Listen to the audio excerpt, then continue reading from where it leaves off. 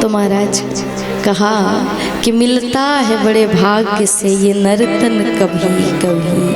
कहते हैं ना कि दुर्लभ हो मानो सो देहो देहि नाम छड़ भंगुरा।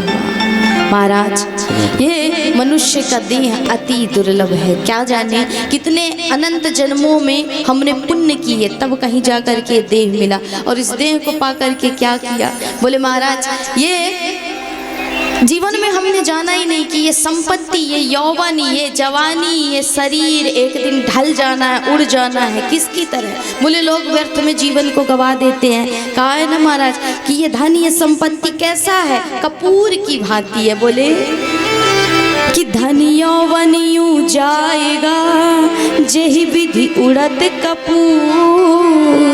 नारायण हरि भजन कर अरे क्यों चाटे जगधूर। ये जवानी, ये शरीर एक दिन ढल जाएगा महाराज, एक दिन उड़ जाएगी ये संपत्ति। किस प्रकार? बोले कपूर की भांति। कपूर को आप खुले में छोड़ दो तो ये कुछ समय के बाद उड़ जाता है, अपना अस्तित्व ही खत्म कर देता। उसी प्रकार जीव का कोई अस्तित्व नहीं बिना ईश्वर के महाराज, बिना सत्संग के, बिना इस कथा के, बिना नाम जप के कोई हमारा अस्तित्व नहीं, कोई महत्व नहीं। तो इसलिए कहा कि ये संपत्ति, ये युवा अवस्था, ये जवानी, ये बुढ़ापा, ये जीवन की क्रिया, जो क्रियाकलाप है एक दिन खत्म हो जानी है। और फिर हाथ क्या लगना है? बोले कुछ भी नहीं, पछतावे के अलावा क्या हाथ लगना है। फिर कहोगे कि आछे दिन पाछे गए अरे हरि से किया नहीं,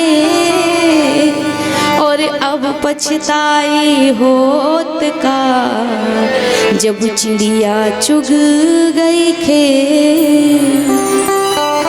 तो फिर से पछतावा ही हाथ लगेगा, और पछतावे के अलावा कुछ हाथ नहीं आएगा।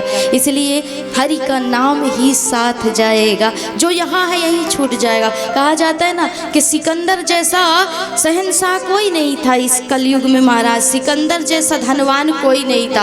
पूरे संसार को जिसने लूट लिया था और अपने खजाने को भर लिया था। लेकिन सिकंदर का जब अंत समय आया तो उसने पूछा कि मेरे पास समय कितना है? महाराज सिर्फ आपके पास कुछ घंटों की मोहलत है, यदि पा सकते हो तो पा लो जीवन के वास्तविक धन को। तो सिकंदर ने कहा कि मेरी मृत्यु हो उससे पहले मुझे मेरे स्थान में पहुंचा दो, मेरे घर में पहुंचा दो।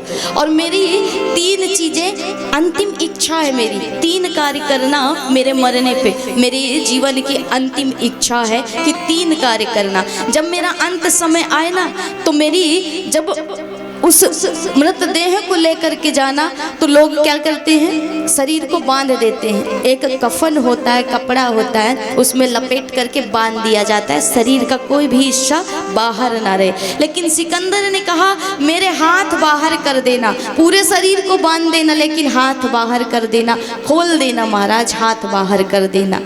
दूसरी शर्त, बोले महाराज दूसरी शर्त यह है कि मैंने जितना धन रुपया कमाया उस धन उस रुपयों को निकालना और पूरे सड़क में बिखेर देना। जहाँ जहाँ मेरी यात्रा जाए मेरे सब को ले जाओ, पूरे सड़क में उस धन रुपये को बिछा देना। और तीसरी इच्छा मेरे पीछे पीछे संसार के जितने वैद्य हो, जितने डॉक्टर हो, सबको लगा देना मेरी उस अंतिम यात्रा में। कैसी अटपटी इच्छा है महाराज, इससे क्या होगा?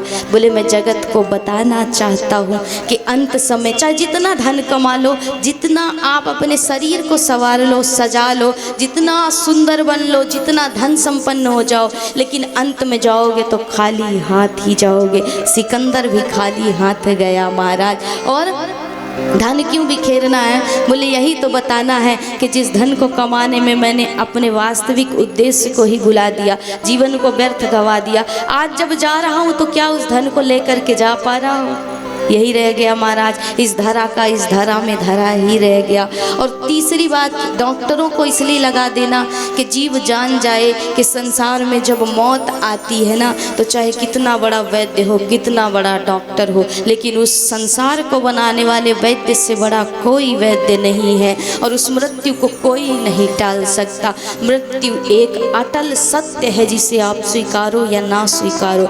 कहा जाता है कि जीवन में सब कुछ जीत करके करके और अंत में हमें इस मृत्यु से हार जाना है, हाथ कुछ नहीं आना। इसलिए सिकंदर जैसे शहंशाह जब संसार से गए हैं तो यही बताया है कि ना आप कुछ ले करके जाओगे, बोले संसार से आपने जितना कमाया यही छोड़ जाओगे। ये पत्नी, ये परिवार, ये पुत्र, ये संतान सब आपके शरीर के साथ ही है महाराज। जब तक जीवन है, जब तक ये देह है, तभी तक संबंध है। उसके बाद कहा जाता है कि जीवन भर जितना धन कमा लो, लेकिन अंत समय जब जाओगे और दीवार पर फोटो जब टंगाई जाएगी तो उसमें निधन ही लिखा जाएगा, अर्थात बिना धन के ही गया। इसीलिए निधन लिखा जाता है महाराज कि जो भी आया है संसार में उसने सिर्फ क्या लेकर के आए हो, बोले भाग्य लेकर के आए हो और कर्म लेकर के जाओगे। बस इतनी ही कहानी है।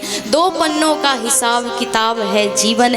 जन्म और मृत्यु अटल सत्य है, उसके बीच में जो पन्ना है कर्म का, सिर्फ उस कर्म को ही सजा करके जाओगे और कर्म जितना श्रेष्ठ होगा उतनी ही सुंदर सद्गति होगी, उतनी ही सुंदर मुक्ति होगी महाराज। और ये मुक्ति कहाँ से मिले? सत्संग से मिले, सत्य के संग से मिले। सत्य कौन? बोले वही एक ईश्वर। भागवत में आया ना, क्या कहा? बोले सच्चिदानंद रूपाय विश्वोत्पत्त्यादि हेतवे तापत्र विनाशाय श्री कृष्णाय वयम नुमः। अर्थात एक सत्य है ईश्वर महाराज, और उस सत्य का यदि संग कर लिया, सत्य क्या है? बोले भगवान की कथा ही सत्य है और कुछ भी संसार में सत्य नहीं है। एक ईश्वर ही सत्य है और कुछ भी संसार में सत्य नहीं है। और हम किसके पीछे भाग रहे हैं? असत्य के पीछे भाग रहे हैं। जब संसार से जाओगे तो क्या हाथ कुछ जाएगा? बोले महाराज आप मकान बनाते हो, धन कमाते हो, कभी कभी बहुत लोग छल से भी धन कमाते हैं, किसी को कष्ट दे करके कमाते हैं। कलयुग का ऐसा प्रभाव महाराज कि भाई भाई को मार देता है धन के लिए, संपत्ति के लिए। कलयुग का प्रभाव है। धन से बढ़ करके आपके रिश्ते संबंध नहीं रह गए कलयुग में। इसलिए कहा आप मकान बनाते हो, आप धन कमाते हो, आप संसार, आपने पूरी जीवन मेहनत किया, आपने मकान बनाया, मकान ढह गया तो आप रोगे ना? रोगे। मकान यदि टूट जाए तो रोगे ना? रोगे। लेकिन अगर आप टूट जाओगे जिस दिन तो क्या मकान रोएगा? नहीं रोएगा। इसलिए सिर्फ आसक्ति हमने पाल ली है और मन हमने संसार में फंसाया। संसार ने हमें नहीं फंसाया, हमने संसार में अपने आप को फंसाया।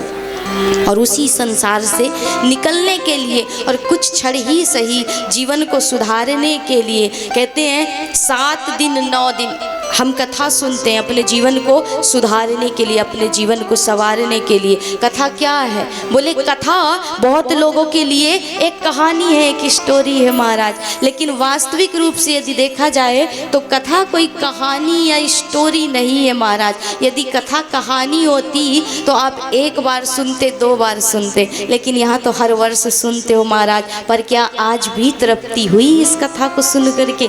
नहीं हुई। इसलिए कथा वो सत्य है, वो आईना है जो आपको अपना ही मन पढ़ाता है, अपना ही मन दिखाता है महाराज। इसलिए संसार में सिर्फ सत्य है तो वो ईश्वर और ईश्वर की यही कथा, यही सत्संग। इसलिए अब सोने से क्या फायदा महाराज। एक सुंदर सी कथा आती है कि एक सुख ने बड़ा ही सुंदर उपदेश दिया एक राजा को, जिसका जीवन बदल गया महाराज।